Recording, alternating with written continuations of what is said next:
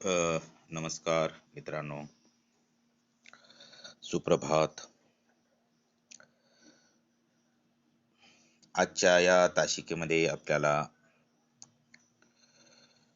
मुलाखतीचे असलेले प्रकार पाहावयाचे आहेत. मुलाखतीचे एकूण प्रकाराची चर्चा जर केली तर या ठिकाणी अशा तर बरेच प्रकार आहेत, परंतु सिलेबसच्या दृष्टिकोनातून एकूण 6 प्रकाराची टिप्पणी या ठिकाणी दिलेली आहे. आपल्याला विद्यापीठाने लावून दिलेला आहे. या मुलाखतीमध्ये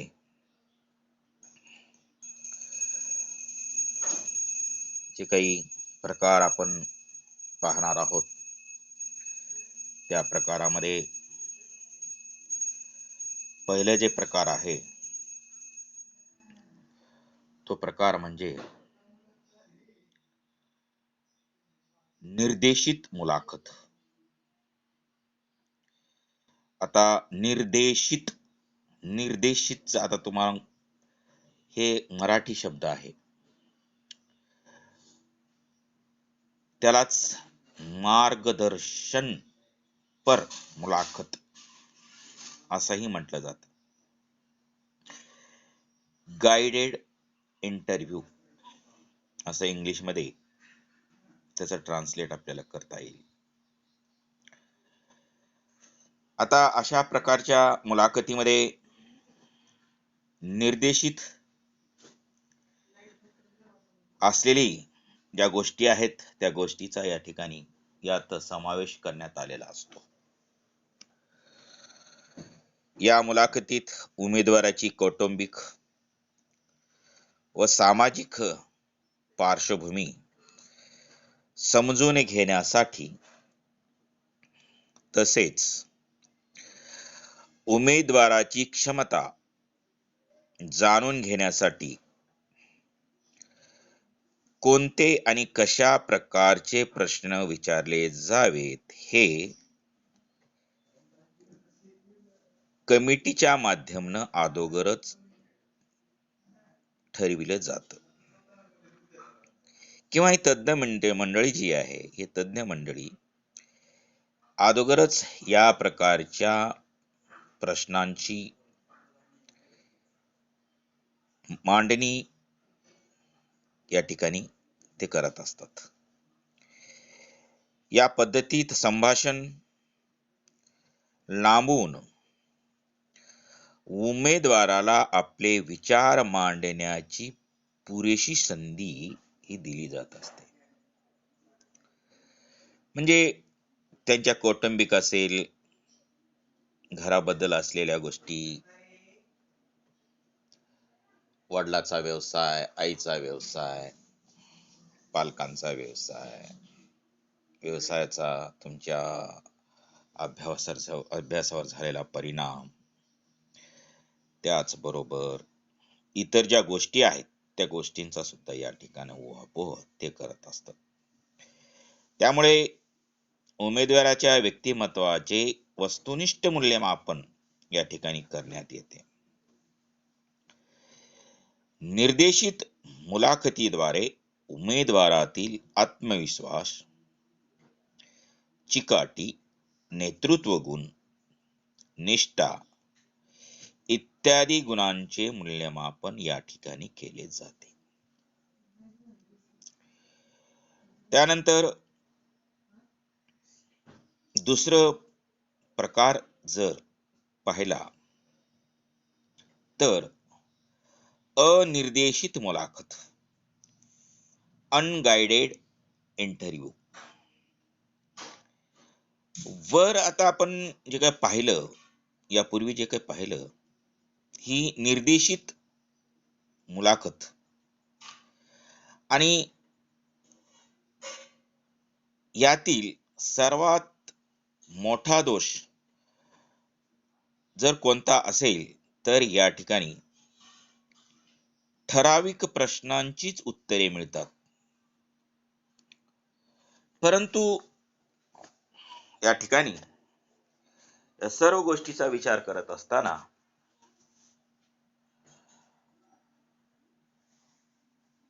त्यामुळे मुलाखतीचा अनौपचारिक प्रकार हा या ठिकाणी समोर येतो. अनिर्देशित किंवा अनौपचारिक मुलाखतीमध्ये पूर्वनियोजित प्रश्न हे नसतात. तज्ञ मंडळीला सुचतील तसे प्रश्न या ठिकाणी विचारले जातात. त्यातून उमेदवारांच्या गुणवत्तेची तपासणी केली जाते आणि अशा मुलाखतीत उमेदवाराशी मनमोकळेपणाने चर्चा करण्याची जास्तीत जास्त माहिती ऐकून घेण्याची त्या तज्ञ मंडळीची तयारी असते. कारण प्रश्न कोणता विचारायचा आणि कोणता विचारायचा नाही या संदर्भात जे तज्ञ मंडळी असते, ही तज्ञ मंडळी त्या ठिकाणी विचार करत असते. म्हणून अशा प्रकारच्या ज्या तज्ञ मंडळी आहेत त्या तज्ञ मंडळीचा विचार करीत असताना त्यासाठी योग्य असे मोकळे वातावरण निर्माण केले जाते. त्या ठिकाणचं वातावरण सर्कमटन्स जे आहे हे मोकळ्या स्वरूपाचं, त्यांना फ्रीडम दिलं जातं आणि तुम्ही त्या ठिकाणी तुमचे विचार मांडा आणि आपल्या विचाराला त्या ठिकाणी प्राधान्य हे दिलं जातं. मग अशा प्रकारचे प्राधान्य दिल्याच्या नंतर सगळ्यात महत्वाची गोष्ट अशी आहे की आपण या ठिकाणी जो उमेदवार आहे आपल्या मनातील ज्या गोष्टी आहेत त्या मनातील गोष्टी त्या ठिकाणी काय करत असतो, मांडण्याचा तो प्रयत्न करत असतो. म्हणून या उमेदवाराच्या मनातील मानसिक ताण कमी केला जातो. अशा अनौपचारिक मुलाखतीतून उमेदवाराच्या व्यक्तिमत्वाला किंवा गुणाचा शोध या ठिकाणी घेतला जातो. तिसरं आहे समूह मुलाखत. अशा मुलाखतीत निवड मंडळातील तज्ञ व्यक्ती अनेक उमेदवारांना एकत्र बोलावून त्यांच्याशी संवाद साधतात. साधारणतः 5 ते 6 उमेदवारांना एकत्र बोलावून वेगवेगळ्या विषयावर ते चर्चा करीत असतात आणि त्यांना विविध प्रकारचे प्रश्न विचारले जातात. एखाद्या समस्येबाबत तज्ञ व्यक्ती आपले विचार व्यक्त करून प्रत्येक उमेदवाराला स्वतःचे मत व्यक्त करण्यास सांगतात. अशा प्रकारच्या सुसंवादातून कोणता उमेदवार चांगला आणि कोणता उमेदवार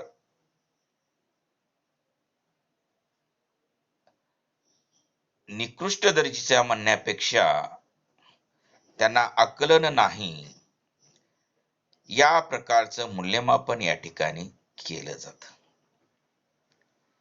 समूह मुलाखतीमुळे या ठिकाणी सगळ्यात महत्वाची गोष्ट अशी आहे की या ठिकाणी त्यांची वेळ आणि श्रमाची बचत होते. त्यामुळे या मुलाखतीस सर्व मुलाखतीच्या तुलनेमध्ये एक अनन्य स्वरूपाचं महत्व हे प्राप्त झालेलं आहे. त्यानंतरच चौथं जी मुलाखत आहे त्या मुलाखतीच्या संदर्भात याला आपण संचालक मुलाखत असं म्हणूयात. आता संचालक मुलाखत म्हणजे काय? या मुलाखतीत उमेदवाराला एकाच वेळी अनेक निवडकर्त्यांशी किंवा जे निवड करणारे जे असतात त्यांच्याशी संवाद साधावा लागतो आणि निवड मंडळातील सदस्य उमेदवाराला विविध प्रकारचे प्रश्न विचारून त्यांची क्षमता व योग्यता हे तपासत असतात. आता कशा प्रकारची प्रश्न विचारले जातात की पहिल्यांदा तर या मंडळातील जे लोक असतात, ह्या संचालक मंडळातील हे लोक असतात, त्यांची एक विशिष्ट प्रकारची कमिटी असते, मंडळ निर्माण झालेलं असतं आणि उमेदवार त्या ठिकाणी बसलेला असतो आणि बसलेल्या उमेदवारास त्या ठिकाणी प्रथमतः त्यांची प्राथमिक मुलाखत घेतली जाते. त्यानंतर त्यांच्या शिक्षणाविषयी असलेली माहिती विचारली जाते. त्यानंतर आपला कोणत्या प्रकारच्या विषयावर प्रश्न विचाराव्यास आवडेल असंही विचारलं जातं. त्याला पूर्णतः फ्रीडम दिलं जातं त्या ठिकाणी. आणि तिथून पुढे त्या निवडकर्त्यांनी सगळ्यात महत्वाची गोष्ट अशी आहे की रिक्त पदासाठी अशा प्रकारच्या लोकांनी जर त्यांनी विचारलेल्या प्रश्नाची उत्तरे दिली तर हा उमेदवार रिक्त पदासाठी अधिक योग्य ठरू शकतो असे निर्धारण हे त्या ठिकाणची असलेली मंडळी त्या ठिकाणी घेत असते किंवा निर्धारण करीत असते. नंतर आहे 5वं चर्चात्मक मुलाखत. आता चर्चात्मक मुलाखतीमध्ये निवडकर्ता सर्वप्रथम कोणकोणते प्रश्न विचारायचे आहेत त्याबाबत क्षेत्र निश्चित करतो. या संदर्भातच प्रश्न विचारले जातात. या चर्चेच्या माध्यमातून उमेदवाराची पार्श्वभूमी, बौद्धिक पातळी, विचार करण्याची पद्धती समजून घेतली जाते. उमेदवारांचे अचूक मूल्यमापन करून योग्य उमेदवाराचा या ठिकाणी शोध घेतला जातो.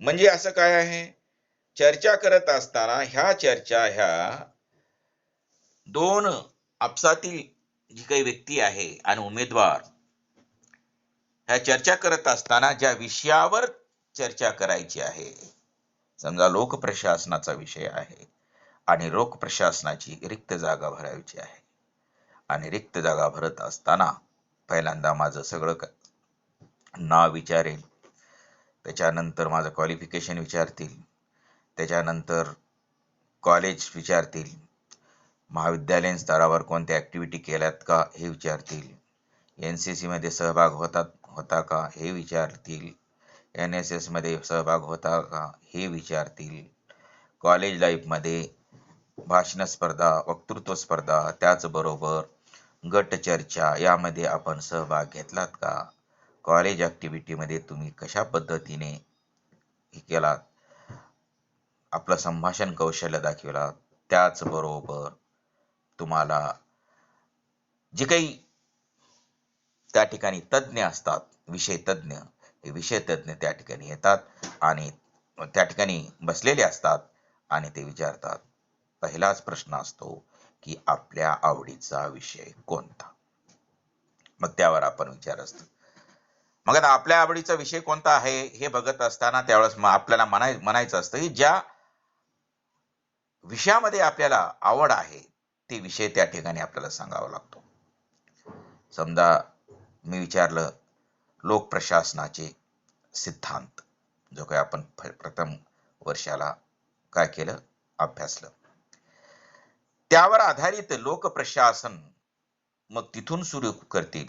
लोकप्रशासनाचा जनक का, लोकप्रशासनाची सुरुवात कुठून झाली, लोकप्रशासन भारतामध्ये कशा पद्धतीने आलं, लोकप्रशासनाला या काळात काय गरज आहे, लोकप्रशासनाची व्याख्या सांगा, लोकप्रशासनामध्ये भारतीय लोकप्रशासनाचे जनक कोण, त्याचबरोबर लोकप्रशासनाचे जनक कोण, त्याचबरोबर आता हे लोक फक्त आपण काय सिद्धांतावर आधारित आणि सिद्धांतावर आधारित जात जात जात जात लोकप्रशासनाचे सिद्धांत सांगा.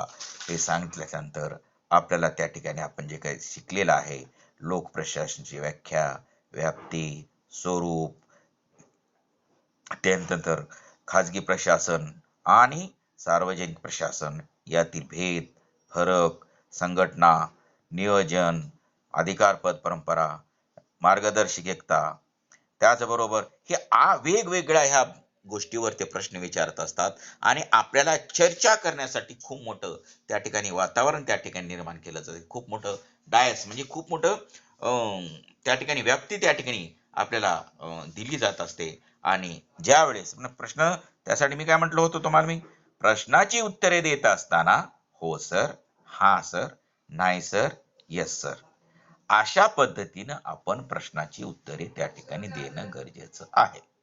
तेव्हा या गोष्टीचा विचार करत असताना आपण ह्या गोष्टी जी आहेत ह्या गोष्टी या ठिकाणी मांडणं हे गरजेचं आहे.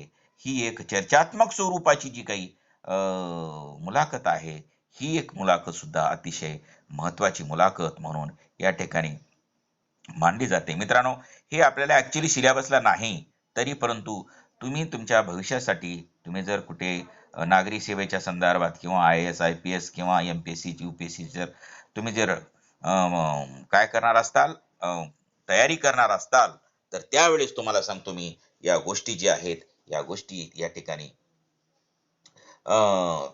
ठरवून या गोष्टीची तुम्हाला माहिती असावी, हा उद्देश समोर ठेवून मी आपणास ह्या सर्व गोष्टी मी सांगण्याचा प्रयत्न करत आहे.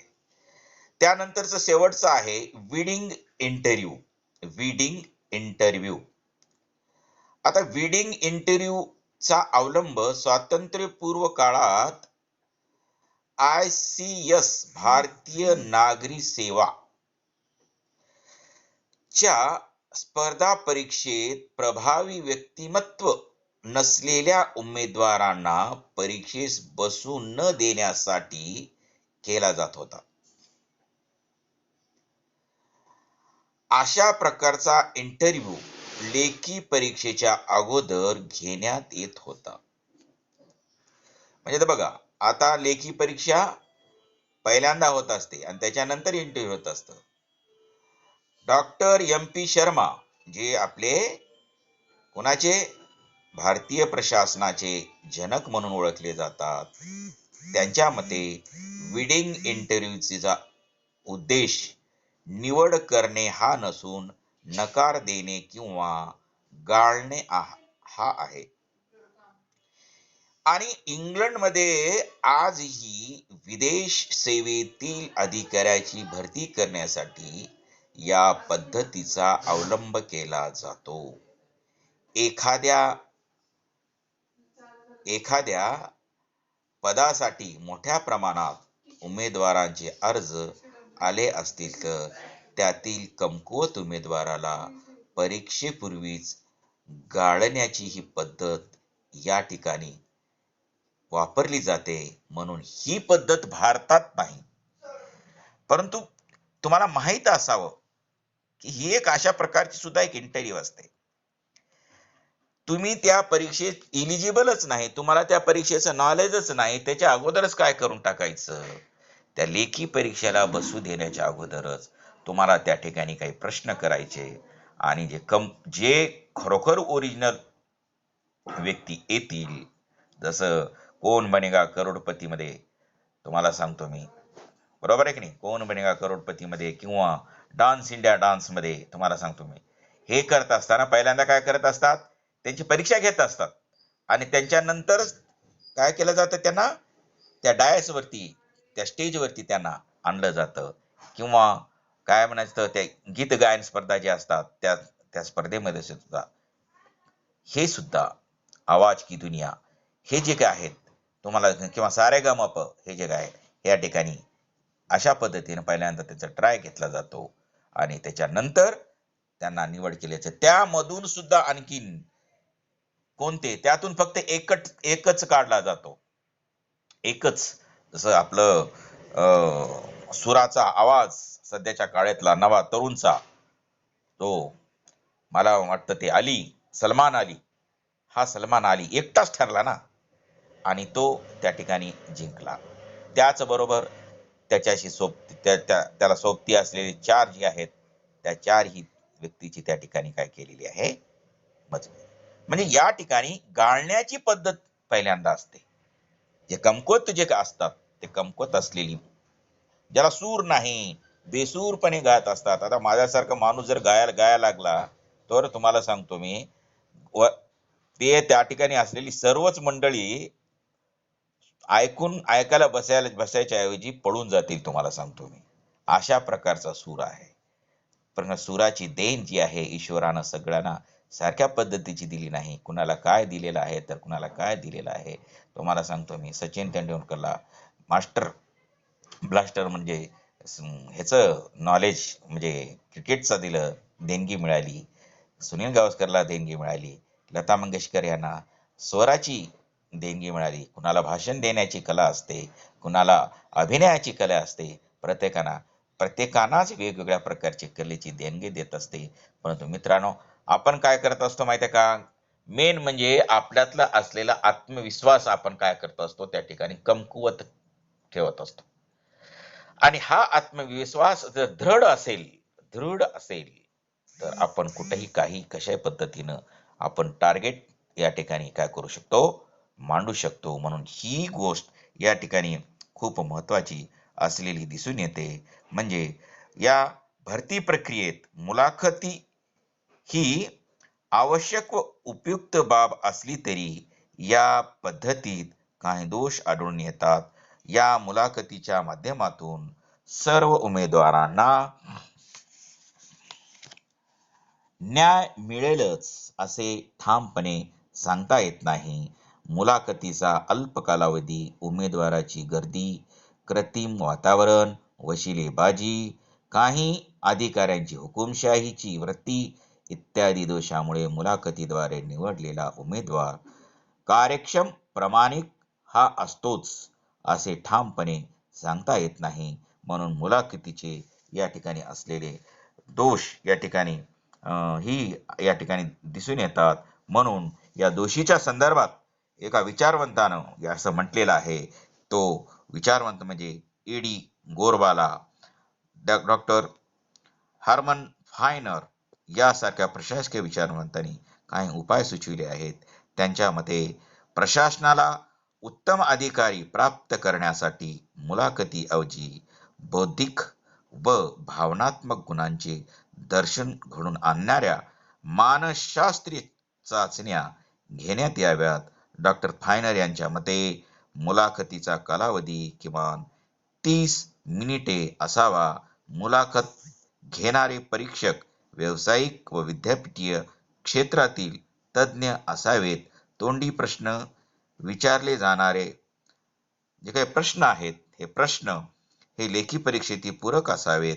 मुलाखत घेणाऱ्यांनी उमेदवारांना आक्रमक रीतीने प्रश्नाचा भाडीमार करू नये किंवा त्याच्यावरती मारा करू नये इत्यादी शिफारशी त्यांनी केलेल्या आहेत. त्याचबरोबर मुलाखतीच्या ठिकाणी उमेदवारांना योग्य वातावरण उपलब्ध करून देणे आवश्यक आहे. तसेच उमेदवार कोणतेही दडपण न आणता त्याला स्वतःविषयी मोकळेपणाने बोलण्याची संधी उपलब्ध करणे ही आवश्यक आहे.